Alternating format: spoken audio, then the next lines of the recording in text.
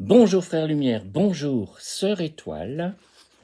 Vivre un cours en miracle, un guide essentiel au texte classique de John Mundy. Et ce que je vais te lire est en fait un post-scriptum, donc c'est à la toute fin du livre. Vivre le cours signifie arriver en un lieu intérieur calme. Cela signifie acquérir l'objectivité. Quand nous pardonnons à nous-mêmes, la culpabilité se dissipe et le passé perturbateur disparaît de notre horizon. Notre équilibre ne peut être secoué. Les illusions nous laissent parfaitement inaffectés et non perturbés. Quelqu'un fait quelque chose qui est manifestement égocentrique et il ne dérange pas notre tranquillité. Un serveur est discourtois, quelqu'un nous coupe la route, mais notre tranquillité d'esprit demeure constante. En vivant le cours, nous apprenons à ne pas réagir au monde. Cela ne veut pas dire que nous n'y répondons pas. Cela signifie toutefois que je ne lui donne pas de pouvoir sur moi.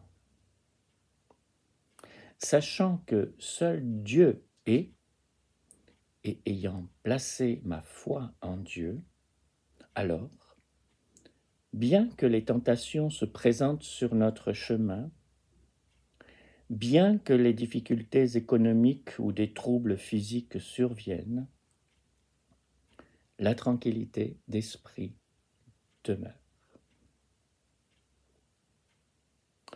En pratiquant ces principes, les yeux deviennent plus calmes et le front plus serein. Il est plus facile d'avoir une perspective d'ensemble et je ris plus facilement.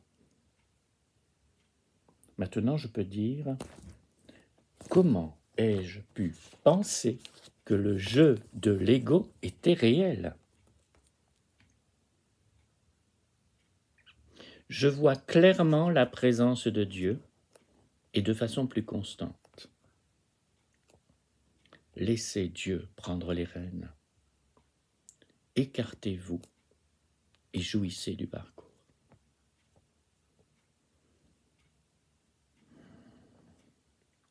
Le 9 mai 2001, après que le médecin m'eut dit « Monsieur Mundy, je dois vous dire que le cancer s'est propagé ».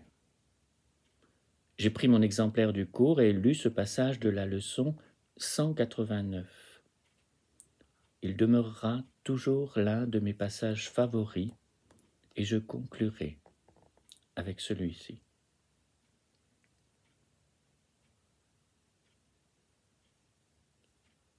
Fais simplement ceci. Sois calme et mets de côté toute pensée de ce que tu es et de ce qu'est Dieu.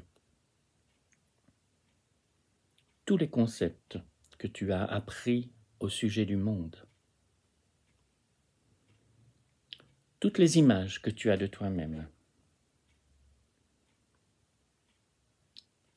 vide ton esprit de tout ce qu'il pense être vrai ou faux, ou bien ou mal, de toute pensée qu'il juge digne et de toutes les idées dont il a honte. Ne t'accroche à rien. N'apporte avec toi aucune pensée que le passé t'a enseignée, ni aucune croyance que tu as jamais apprise auparavant de quoi que ce soit. Oublie ce monde. Oublie ce cours et viens, les mains entièrement vides, à ton Dieu.